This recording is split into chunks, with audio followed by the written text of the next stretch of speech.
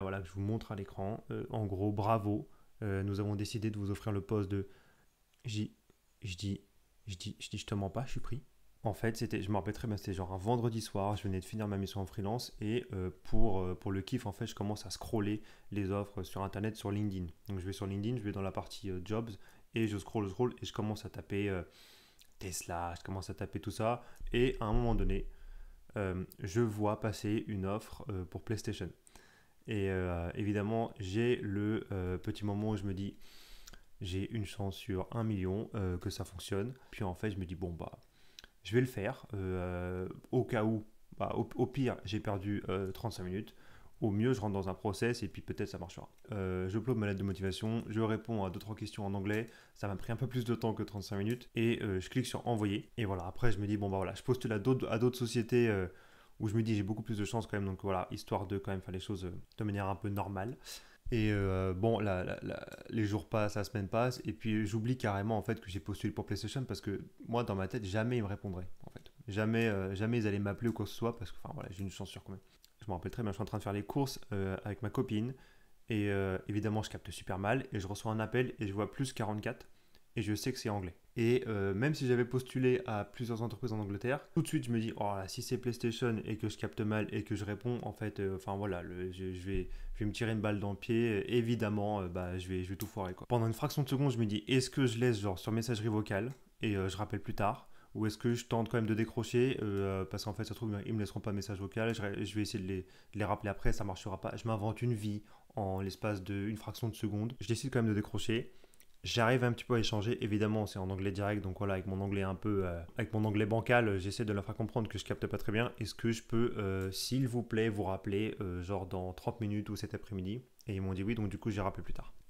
Donc quand on rentre à la maison, je me mets, genre je me prépare comme si c'était l'entretien de ma vie, alors qu'en fait c'est juste le call RH. Et en soi, donc la personne qui m'appelle était assez sympathique. Je pense qu'elle avait l'habitude d'avoir des personnes qui sont pas anglaises et qui n'ont pas un accent ou qui ne soient pas vraiment bilingues, quoi. Donc elle était assez chill quand même. En fait, ce qu'elle fait, c'est que voilà, elle explique qu'elle a reçu ma candidature, que c'est un premier call juste pour savoir pourquoi est-ce que je m'intéresse à ce job, pourquoi est-ce que je m'intéresse à PlayStation, que je raconte un petit peu mon histoire, etc.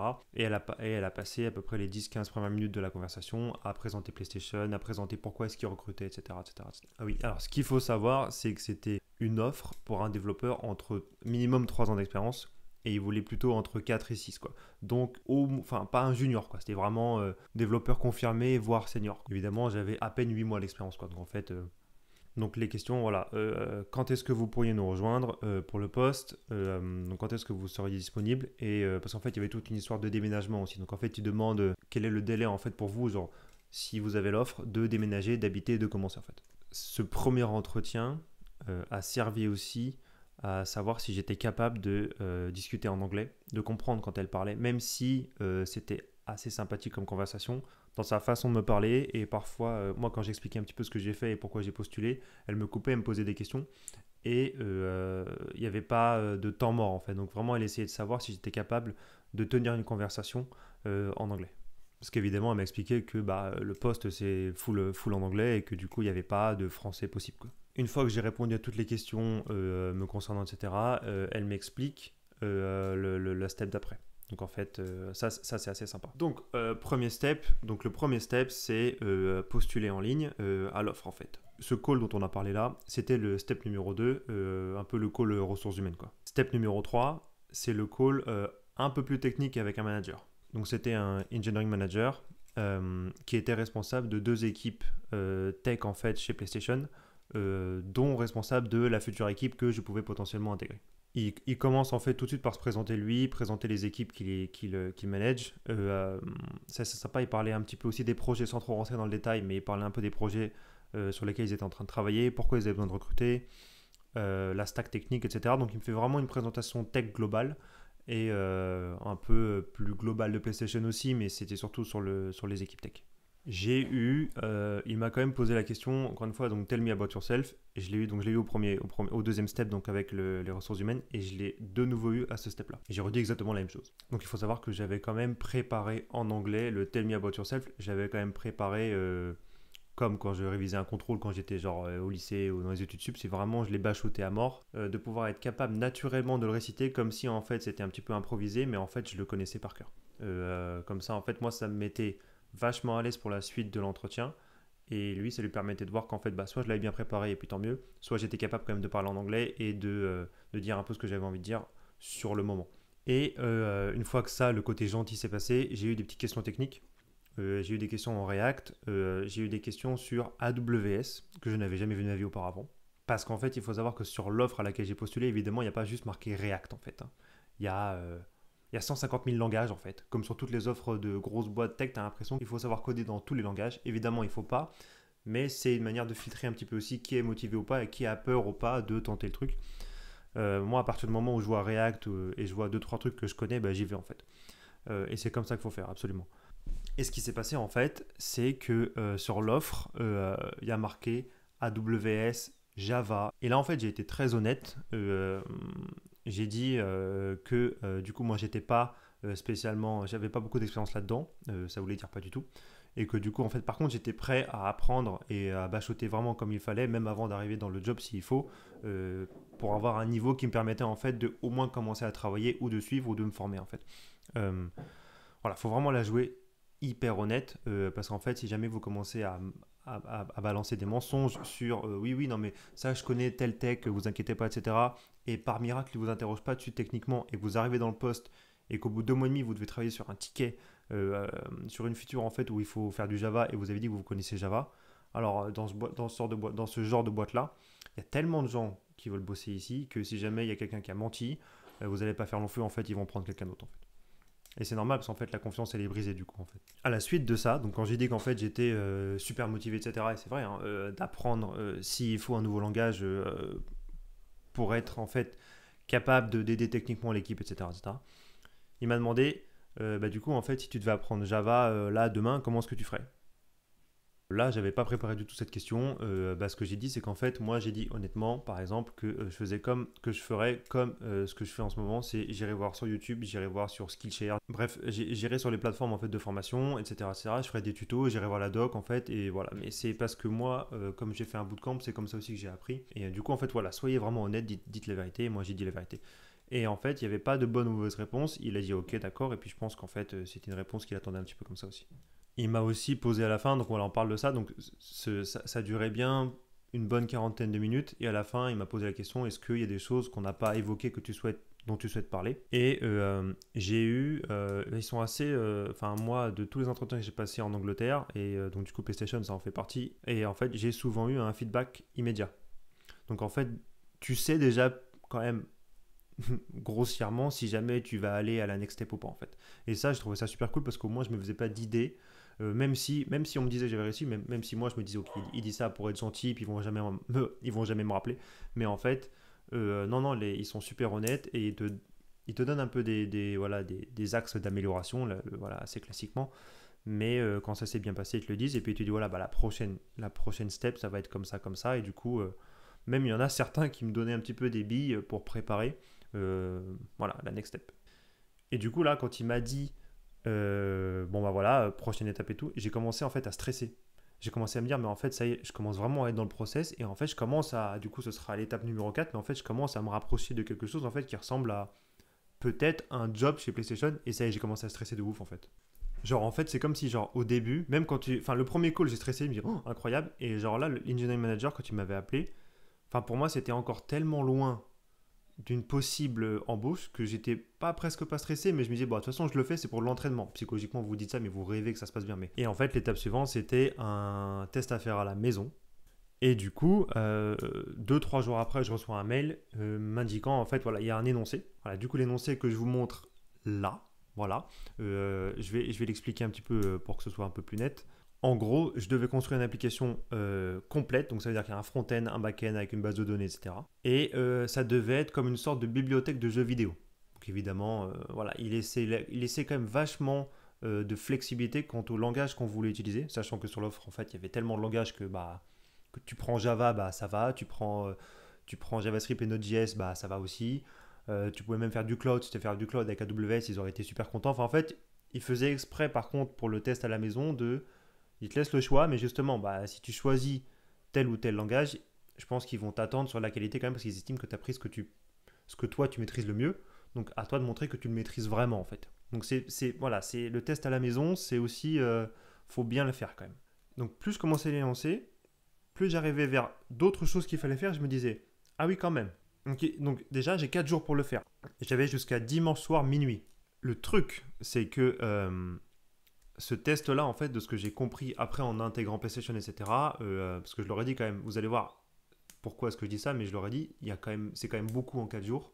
Et en fait, ils m'ont dit, ça sert vraiment à trier aussi les personnes qui sont vraiment motivées pour le poste. Et en fait, pourquoi je dis ça? Parce qu'en fait, je devais fournir une documentation complète et détaillée sur le fonctionnement de l'application et sur sa mise en route. C'est pas tout, donc ça c'est sous format PDF.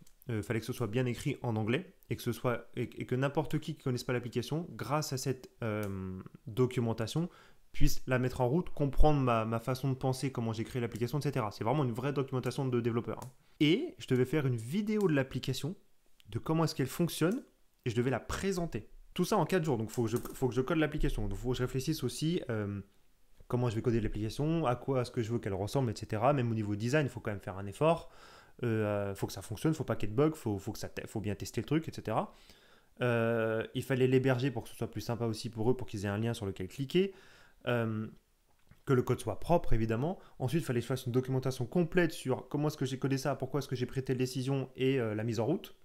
Et ensuite, il fallait que je fasse une vidéo de démonstration de l'application, comment est-ce qu'elle fonctionne, pourquoi est-ce que j'ai fait ci, j'ai fait ça. Enfin, ça sous 4 jours, sachant que, heureusement, moi, j'avais les 4 jours, mais il y a des personnes peut-être qui ont dû... Enfin, tu peux avoir un job en même temps, en fait. Donc, à part le samedi et le dimanche, ou si tu as une vie de famille en plus, avec des enfants, enfin, ça, c'est vraiment... si tu veux envoyer quelque chose de complet, après, voilà, attention, c'était pour des personnes qui avaient peut-être entre 3 et 6 ans d'expérience, d'accord? Donc, moi, à l'époque, j'avais 8 mois. Pour moi, ça, en 4 jours, c'était un vrai challenge. Hein. Donc, bref, je vous passe les 3-4 jours pour lesquels j'ai fait que travailler jour et nuit, etc. Je me couchais à pas d'heure parce que moi, je pensais qu'à ça. J'ai pas postulé à d'autres choses, rien, je pensais vraiment qu'à ça. Vient le moment 11h30 dimanche soir, 23h30, je me dis allez c'est le moment, on va envoyer, on est large, on a une demi-heure, on est tranquille pour envoyer le tout. La vidéo est faite, ça va, ça passe, le son il est bien, je vous raconte même pas la vidéo combien de fois je l'ai refaite, il faut parler en anglais. Hein. Bref, le tout était fait, j'ai mis ça dans un dossier, etc. Mais je sais pas pourquoi j'avais un petit doute parce que j'avais vu quand même que le dossier, la vidéo, le code, etc. Bah, le dossier il est fat quand même. Hein. Évidemment, moi, il m'avait envoyé un mail avec l'énoncé. Bon, merci de répondre à ce mail-là, nous envoyer tout ça, tout ça. Bah, je réponds avec un mail, moi. Je veux cliquer sur envoyer, je mets tout. Non, c'est trop gros, ça passe pas. Alors là mon cœur commence à accélérer de ouf, hein, parce que j'essaye de zipper les trucs dans tous les sens, de réduire, je sais pas comment. Mais à un moment donné, en fait, je ne pouvais pas réduire plus que. Surtout qu'en fait, je crois que j'avais 25 émos pour envoyer mon par email. Et je crois que le truc, il faisait 70-80 à la fin. Je sais même plus, mais genre, c'était vraiment. C'était pas à un émo près, c'était vraiment impossible. Donc, ce qui se passe, c'est que arrive minuit, j'ai pas de solution. Je me dis, ça y est, en fait, j'ai fait tout ça pour rien. Ils vont dire que j'ai pas eu le temps de l'envoyer à temps, etc. Donc, je commence à stresser. Je cherche des solutions et je me dis, voilà, après avoir essayé, en fait, entre temps, les 30 minutes, j'ai essayé de tout réduire, etc. En fait, mais je m'étais dit, la dernière solution, c'est un WeTransfer. Mais voilà, j'avais pas envie d'envoyer un mail avec un lien WeTransfer pour expliquer qu'en fait, je sais pas pourquoi, j'avais pas envie de le faire comme ça. Je finis par faire comme ça. Le WeTransfer, il met des plombes à se mettre en place. Uploader le truc, ça met. Je sais pas pourquoi ma connexion était pourrie. J'ai fini, voilà, pour vous faire court, j'ai fini à 3h30 du matin à avoir un WeTransfer qui fonctionne, que j'ai fait tester par ma copine, que j'ai fait tester par tout le monde. Je finis par envoyer un mail en m'excusant du retard parce que, et en même temps, je voulais pas commencer à mettre des excuses dans un mail pro comme ça. Je dis, oh là, mais comment je vais faire? Bon, bref, j'explique quand même un tout petit peu ce qui s'est passé. Et je finis par mettre le lien de WeTransfer.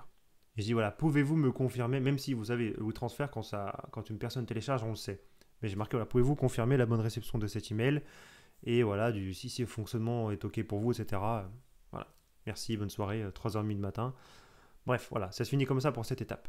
Et ce qui se passe là, c'était le moment c'était le pire moment en fait de ce process. C'est qu'en fait, là où avant, les 3-4 premiers steps, ils étaient super rapides à me répondre, même pas 3-4 jours. Là, une semaine, pas de nouvelles. 10 jours, pas de nouvelles. Même pas un email de retour de la personne à qui j'ai envoyé le mail en mode j'ai bien reçu, je transfère au manager, rien. Et en fait, évidemment, j'avais envoyé un mail peut-être 3 jours après en me disant voilà, est-ce que vous avez bien reçu mon dossier, etc. Mais j'avais jamais eu de réponse. J'ai renvoyé un mail. Je crois que j'ai renvoyé, sans vous mentir, hein, c'était presque du harcèlement à la fin. Je crois que j'ai fini par envoyer 4 mails parce que j'ai pas eu de réponse pendant 3 semaines et demie, presque un mois, je crois. Euh, mais pas de réponse, vraiment pendant un mois, pas de réponse. Enfin, c'était un truc de fou, quoi. Euh, du coup, entre-temps, je crois qu'au bout de 3 semaines, j'avais commencé à reprendre d'autres process, en fait. Euh, avec 2 autres boîtes, d'ailleurs, anglaises. Et du coup, à un moment donné, je reçois un coup de fil. Et là, on m'explique que... il s'excuse même pas, parce que bon, enfin, je pense que la personne qui m'a appelé savait même pas que moi, j'étais en panique depuis un mois, en fait. Euh, et du coup, il m'explique juste que bah, j'ai été sélectionné pour la next step, encore la next step. Mais par contre, là, la next step, c'est que les managers qui ont vu, donc en fait, c'est l'équipe tech qui ont vu mon projet, bah, du coup, ils ont validé. Et je dois venir passer un jour complet d'interview sur place à Londres pour la dernière step, quoi. Sachant que la dernière step, il y en avait plusieurs dedans encore, quoi. C'est pas juste une journée avec un petit café et puis une discussion, hein. Je vais vous raconter, c'était pas comme ça, non. Donc j'ai souvent eu ça quand c'est les dernières steps, en fait, pour software engineer, quand tu passes dans des grosses boîtes surtout, j'ai eu ça, où en fait, quand tu as passé les 4-5 process avant, bon, parfois c'est moins, heureusement, parce que là, en fait, c'est ridicule, d'avoir autant de steps, c'est ridicule. Mais souvent, c'est comme ça, parce que ça a toujours été comme ça, et que pour bouger les systèmes dans des boîtes comme ça, bah, je vous raconte pas, c'est un enfer. Mais en gros, les on-site interviews, c'est la step. Et si tu réussis ça, tu es quand même en bonne position pour potentiellement avoir une chance voilà, de décrocher le job. Donc, on m'explique que bah, je dois donner, voilà, dans la semaine, il faut que je donne mes disponibilités. Et en fait, ils vous proposent parce qu'en fait, les on-site interviews, évidemment, tu n'es pas tout seul. Hein, c'est pas, ils t'attendent un jour entre 3 et 4. Voilà. C'est en fait, tu as tous les candidats qui ont réussi à aller jusqu'à la même step que toi, qui sont appelés pour une journée en fait d'entretien. Et il y a tout le monde sur place. Moi, j'étais entouré de dizaines et de dizaines et de dizaines de personnes. Et j'étais juste un jour parmi plusieurs jours où ils faisaient ces fameux on-site interviews pour ces postes-là, en fait. Donc moi, on me propose 3 mercredis différents. Je crois que c'était mardi et mercredi. On me propose 3 mercredis différents. Et bref, je dis, bah voilà, moi dans 2 semaines c'est bon. Je prends des billets, etc. Voilà. Donc je sais que bah, je prends un billet Eurostar. Je vais à Londres, 10 jours plus tard, je vais à Londres en fait pour passer le fameux on-site interview. Et en fait, ce qui s'est passé, c'est que je m'étais laissé 10 jours exprès parce que j'étais avec d'autres process dans 2 autres boîtes. Ça se passait bien. Et en fait, je savais qu'ils allaient me faire un on-site interview aussi. Et c'est exactement ce qui s'est passé. Donc j'ai réussi en fait à partir 3 jours à Londres. Je crois que j'ai fait lundi, mardi, mercredi et je suis reparti en France jeudi matin. Et tous les jours, genre lundi, mardi, mercredi, j'avais un entretien. Et j'ai fini avec PlayStation. Et je me rappelle même que quand j'ai pris l'Eurostar le lundi matin, je crois que je suis arrivé heure locale à King's Cross, je suis arrivé à 8h50 ou 9h, j'avais un entretien à 9h45, mais genre à 20 minutes à pied. Donc j'ai vraiment enchaîné direct. Donc bref, donc voilà, j'arrive à King's Cross, euh, je fais le premier entretien et ça se passe très bien. Donc, je pense potentiellement que je vais recevoir une offre, c'est ce qui s'est passé, mais je ne savais pas à l'époque encore, mais j'avais une bonne idée de ce qui allait se passer. C'était pour une boîte en finance, pour être développeur, mais dans une boîte en finance. Et moi, j'étais beaucoup plus intéressé forcément par la boîte, par PlayStation, mais c'était une bonne boîte quand même, avec un bon poste, mais moi, je pensais qu'à PlayStation en fait. En fait, donc, comme ça se passe bien cet entretien-là, le premier, j'ai moins de stress déjà pour les jours qui suivent. Parce que c'est comme si moi déjà, je m'étais dit, bon bah voilà, il y a quand même des chances qu'on me propose quelque chose pour aller à Londres, et ça y est, j'ai réussi entre guillemets mon pari, quoi. Euh, donc voilà, le lundi matin, toute la journée, je suis en entretien. Le lendemain, mardi, je fais une autre entretien pour une start-up en finance aussi. Alors vous allez dire pourquoi en finance? Parce que moi, j'ai fait des études de finance, etc. Et j'aime la finance quand même. Et du coup, je m'étais dit, bah voilà, j'ai fait des études de finance, je suis devenu développeur. Bah, ça va me donner peut-être plus de chances d'avoir un job si jamais je mixe les deux en fait. Je pourrais faire valoir un peu plus mon expérience. Et c'est exactement ce qui s'est passé en fait. Pour ces postes-là. Après, pour PlayStation, bah, je ne pouvais pas faire valoir vraiment la finance, mais c'était une expérience professionnelle qu'ils ont appréciée quand même parce que tu sors pas d'école, donc en fait, tu as quand même un savoir-faire et peut-être une expérience et un comportement professionnel que les juniors qui sortent d'école à 22-23 ans n'ont pas encore. Donc en fait, ça joue quand même. euh, Quand tu as eu quelque chose avant, ça joue quand même. Même si ça joue moins que si jamais c'était vraiment le sujet, ça joue quand même. Et du coup, deuxième jour, j'ai réussi l'entretien aussi. Donc là, et ils me disent, en plus, j'ai réussi l'entretien. Et en sortant de l'entretien, une heure après, j'ai un coup de téléphone, ils me proposent le job. Je leur dis que j'ai besoin de temps pour réfléchir, mais je savais déjà que je repartais avec un job. Donc là, en fait, moi, le lendemain, j'ai PlayStation. Le dernier entretien chez PlayStation, je le passe vraiment, j'y vais. J'ai grave envie de l'avoir, mais je suis beaucoup moins stressé. Et je pense que ça a vraiment joué aussi. Vous verrez pourquoi, mais dans ma façon de passer l'entretien, j'étais quand même beaucoup plus à l'aise. Et ça s'est senti, je pense. Et du coup, ça a joué en ma faveur. Vient le dernier jour, et enfin l'avant-dernier jour, et l'entretien que j'attendais depuis hyper longtemps, j'arrive devant les bureaux PlayStation. Donc déjà ça impressionne parce que tu arrives devant les bureaux, c'est en plein Soho, un super quartier, etc. Les bureaux, ça prend presque un pâté de maison. Parce qu'en fait, il y avait Sony, mais donc Sony, en fait, il y a PlayStation avec toute la gamme gaming, mais Sony, il y avait tout ce que c'est cinéma, il y a Sony Music. Donc en fait, vraiment, il y avait un pâté de maison qui prenait Sony. Et quand tu arrivais là-dedans, que tu regardais un peu à gauche, c'était des bureaux, donc c'était un peu flouté, mais tu arrivais à voir quand même que c'était Sony. Ah, ça envoyait quand même. Et du coup, bah, j'arrive en avance de ouf, comme d'hab. Mais ça va, je suis pas le premier. Et du coup, bah, j'arrive, tu te présentes. Et comme c'est une journée spéciale, en fait, ils avaient déjà fait ça. Bah, il y a vraiment du monde déjà quand même. Tu sens qu'en fait, c'est pas une usine un peu pour les entretiens, mais t'es pas tout seul à ce step-là, quoi. Donc en fait, la journée va se diviser en trois parties. La première partie, c'est déjà, ils vous font descendre. Donc déjà, quand on arrive dans les locaux, c'est hyper beau. Il y a le bar, etc. En fait, c'est un bar, café, etc. Avec des lumières un peu gaming PlayStation. Enfin, vraiment, le bâtiment est beau, quoi. Et ils nous font descendre au sous-sol, énorme open space, etc. Et il y avait des petits fours, il y avait des pains au chocolat. Enfin voilà, c'était quand même l'accueil était quand même super cool. Et on reconnaît tout de suite les personnes qui bossent chez PlayStation parce qu'ils avaient pour ce jour-là en fait des t-shirts en bleu PlayStation. Euh, T-shirt d'ailleurs que j'ai eu gratuit après. D'ailleurs, je ferai une vidéo si ça vous tente sur tout ce que j'ai eu en fait pendant mon expérience chez PlayStation. Je pense que je peux m'habiller que en PlayStation pour les 10 prochaines années. J'ai juste eu tout ce qui est possible, tout ce qui est imaginable en fait, brandé PlayStation, je l'ai eu en fait. Mais je ferai une vidéo avec tous ces cadeaux-là détaillés. Franchement, je pense que ça vaut le coup d'œil. Donc là, on vous met dans une salle. On était une dizaine de candidats à peu près. Et il y a une personne de chez PlayStation. Donc souvent, c'est des managing directors qui sont là, euh, plutôt enfin, côté tech, et qui vous font une présentation de la compagnie, qui vous font une présentation des locaux. Donc on a fait un tour aussi, etc. Et aussi qui vous annonce la couleur sur comment va se passer la journée. Ce qui est assez drôle, c'est qu'à un moment donné, donc ils font une présentation de PlayStation, les parts de marché, les trucs comme ça, etc. Voilà, PlayStation en force, quoi. Mais c'est pas, voilà, c'était pas étonnant, c'était sympa, on a appris plein de choses. Et à un moment donné, forcément, quand on parle de parts de marché, quand on parlait de parts de marché, etc., il y a Xbox qui vient à l'écran. Et le directeur dit, bah d'ailleurs ici, qui a une Xbox? Et moi, je fais ça, comme ça. Et en faisant ça, je me rends compte que je suis tout seul à lever la main. Donc je me dis, oh là là. Je me dis, ok, d'ailleurs, Arthur, t'as encore. Je me dis, ok, d'accord, j'ai encore fait une dinguerie. Et en fait, genre le directeur se met à rigoler, et tout le monde se met à rigoler. Et moi, je me mets à rigoler parce que j'ai envie de rigoler comme tout le monde, mais en fait, je rigolais pas du tout, moi, intérieurement. Et en fait, ce qui s'est passé, c'est que heureusement, il a rigolé et il m'a rassuré en disant que non, mais c'est très très bien en fait d'être. Faut être honnête et en fait, faut pas avoir peur de dire que tu possèdes une Xbox. En fait, c'est même très bien parce qu'en fait, tu sais exactement aussi quelles sont les différences. Tu sais pourquoi est-ce que PlayStation peut-être a des parts de marché plus importantes sur tel segment ou pas, etc.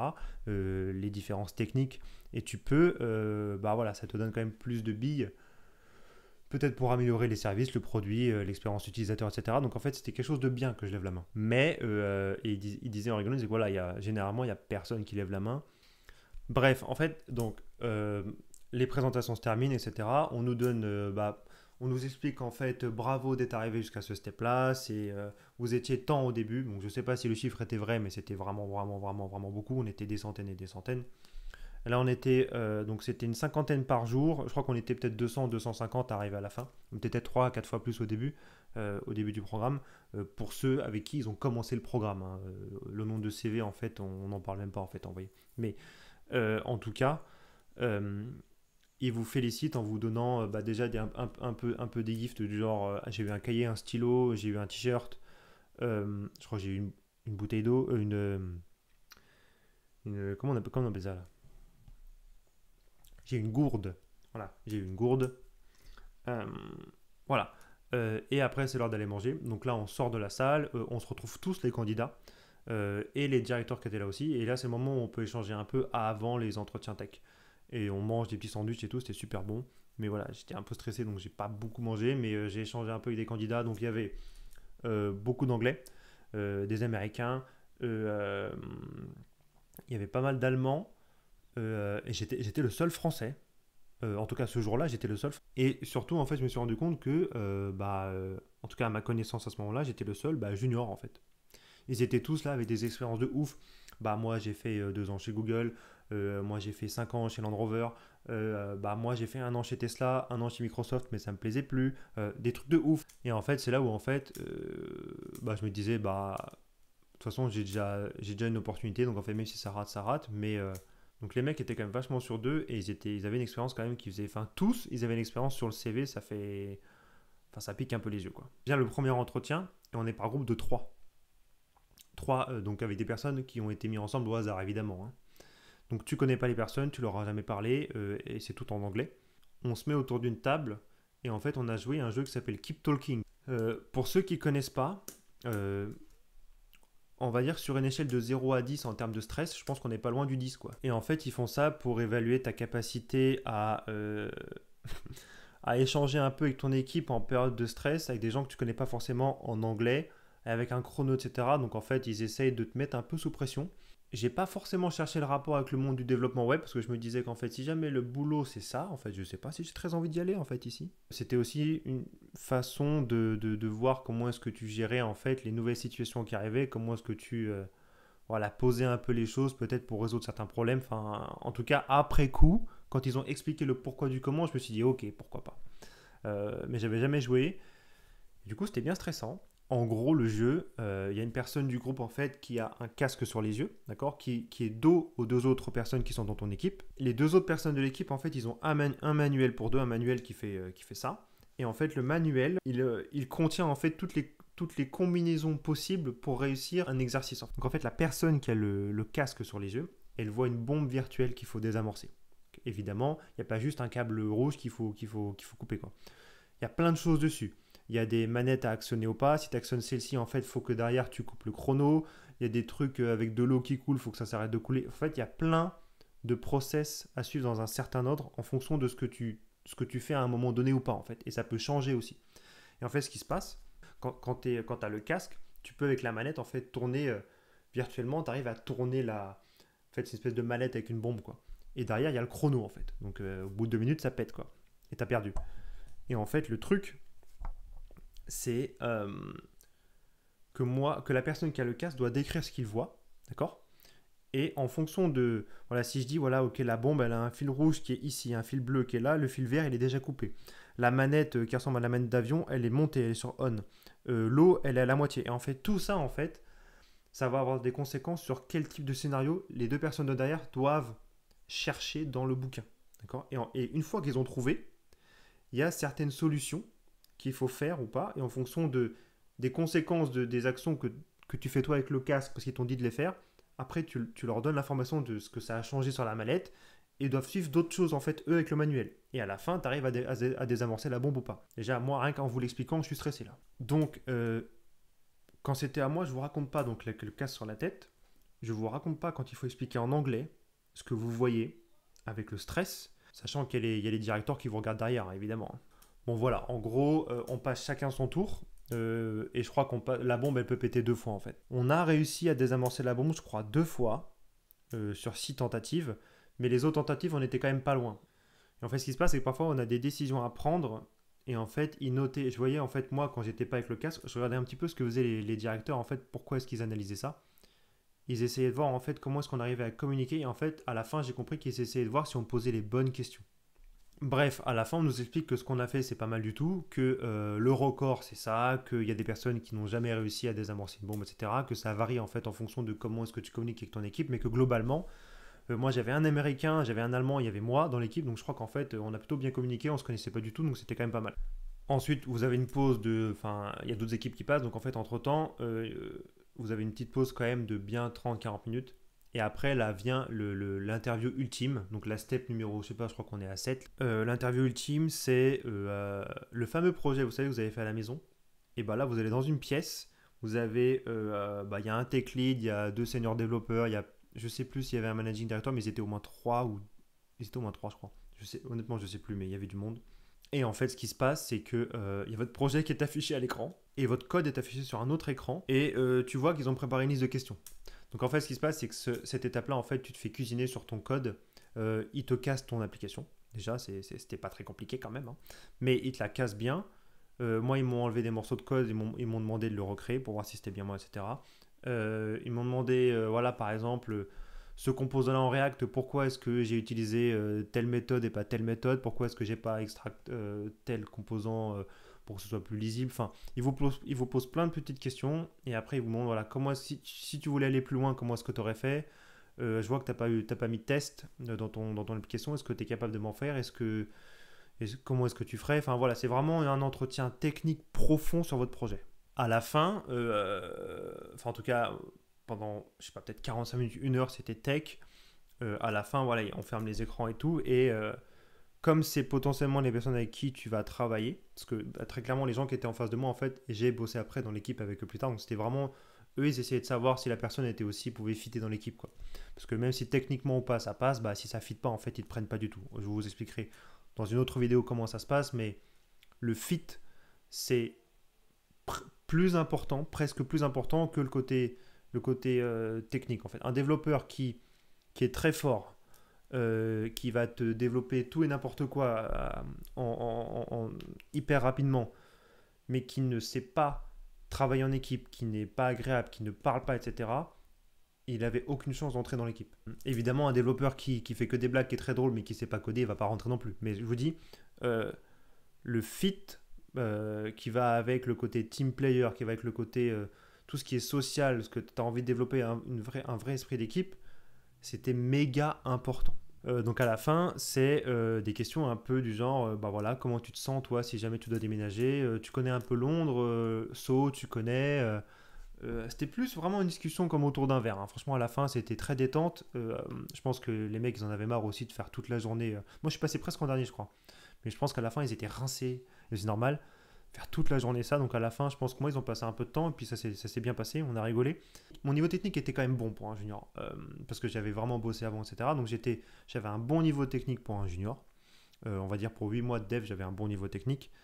Mais j'avais clairement pas un niveau technique d'un développeur qui a 4, 5, 6 ans, quoi. C'est un autre monde, ok. Donc il fallait que je donne d'autres billes, en fait. Il fallait que je me batte avec mes armes. Et en fait, mes armes, c'était quoi? C'était qu'en fait, j'étais quand même quelqu'un qui était hyper motivé, plutôt sociable. Et que si tu me donnais quelque chose à apprendre, tu peux être sûr que je vais tout donner pour l'apprendre. Également, euh, je leur ai raconté.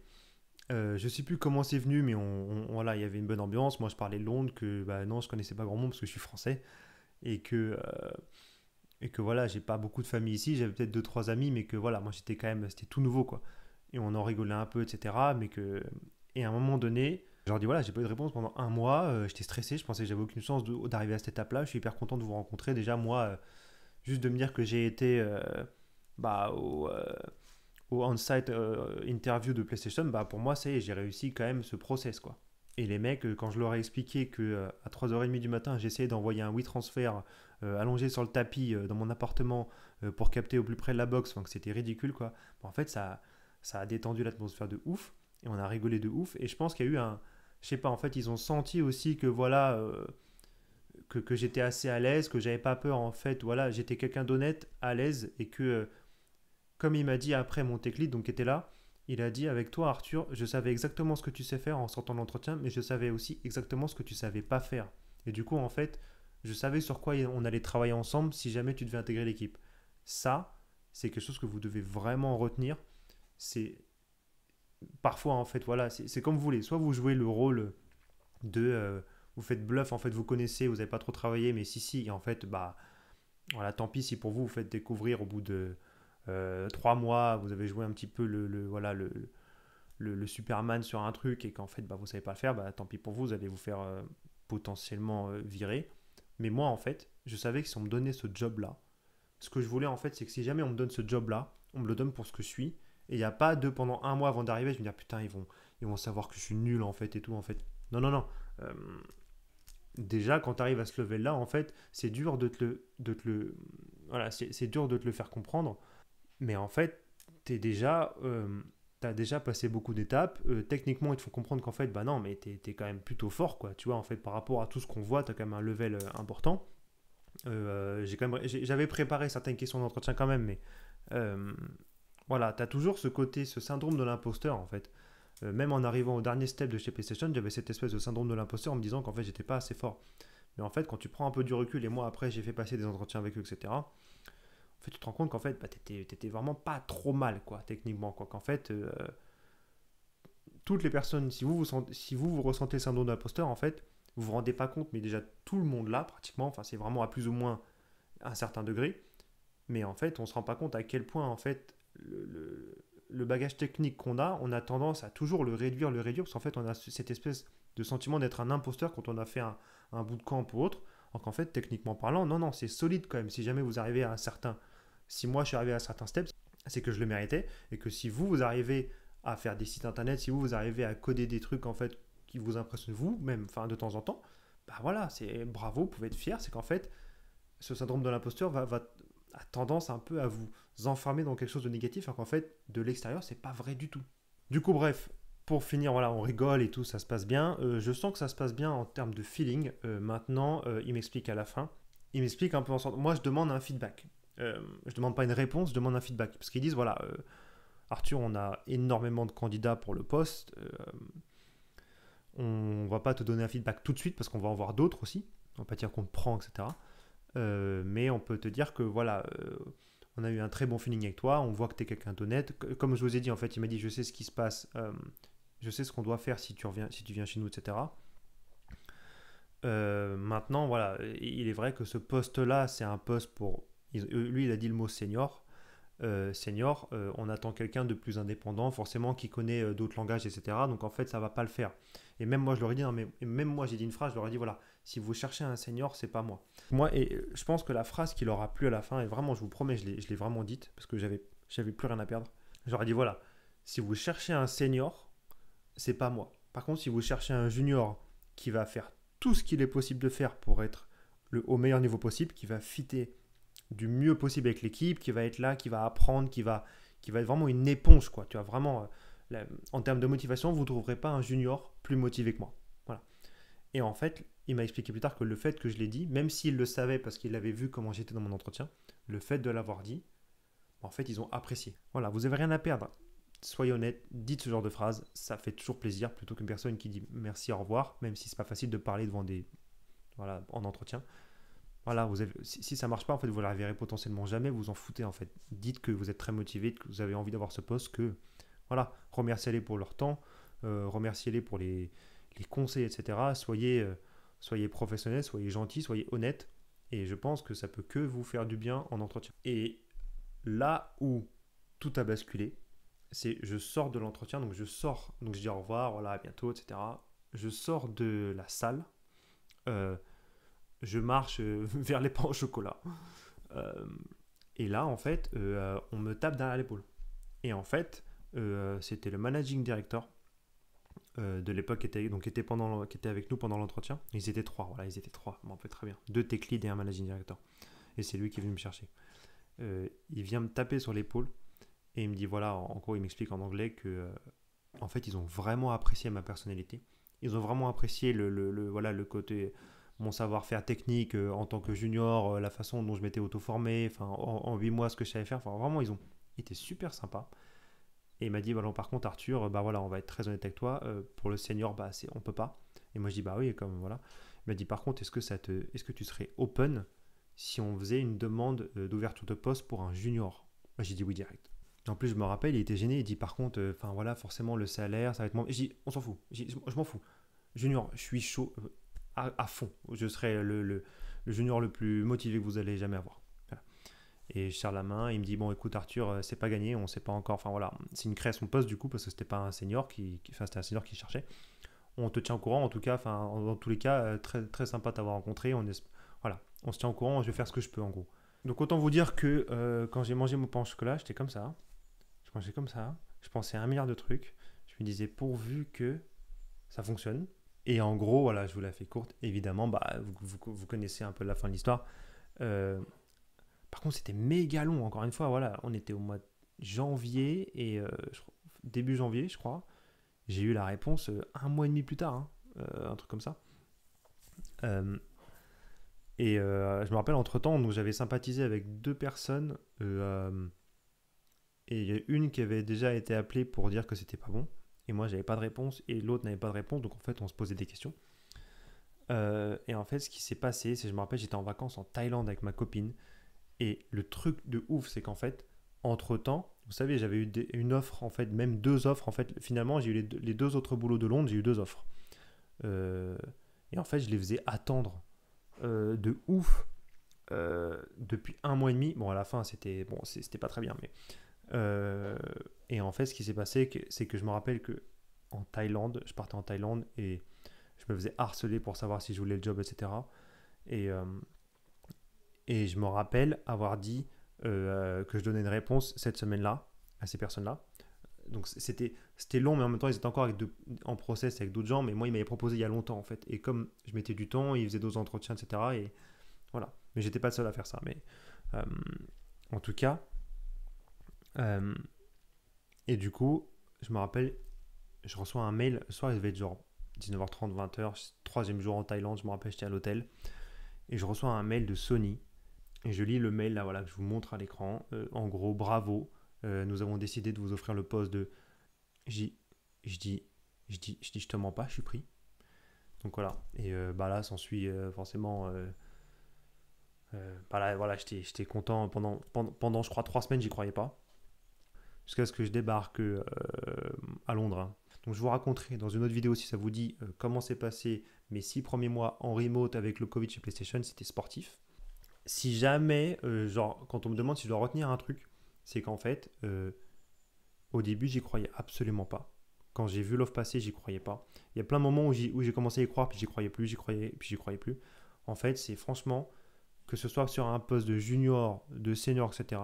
Si vous voyez que la stack est intéressante, si la boîte vous intéresse, lancez-vous.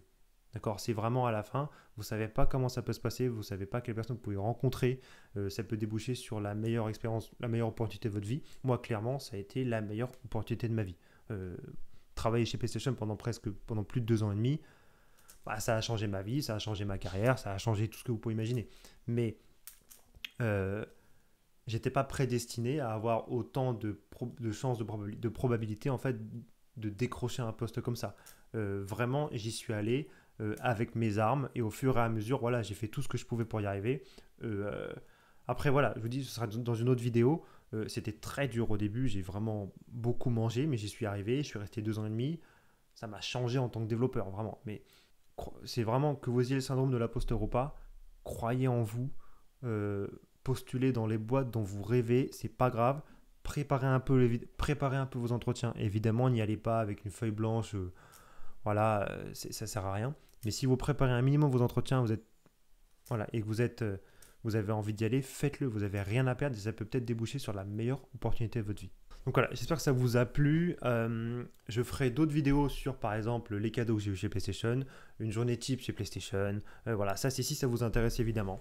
Moi, j'ai envie de vous partager tout ce qui s'est passé dans cette superbe expérience, si jamais bah, vous aussi vous avez envie de savoir. N'hésitez pas à mettre des commentaires si jamais vous voulez avoir d'autres infos. N'hésitez pas à proposer des vidéos aussi. Si vous voulez que je fasse une vidéo sur un sujet en particulier, n'hésitez pas. Et donc je vous montre quand même, donc j'ai fini par avoir le Graal. Voilà.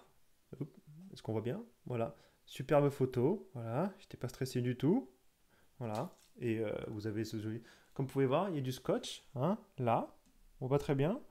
Mais voilà, j'ai cassé mon badge le premier jour. Voilà, tout va bien. Et ça, c'est un autre badge aussi que vous avez. Enfin, voilà, il y a plusieurs badges chez PlayStation. Mais je ferai une vidéo avec tous les gifts que j'ai eu. Voilà, c'est assez ouf et voilà, comme ça si je peux faire partager ça à un maximum de personnes, bah tant mieux, c'est cool. Voilà, bah écoutez, bah à la prochaine, salut.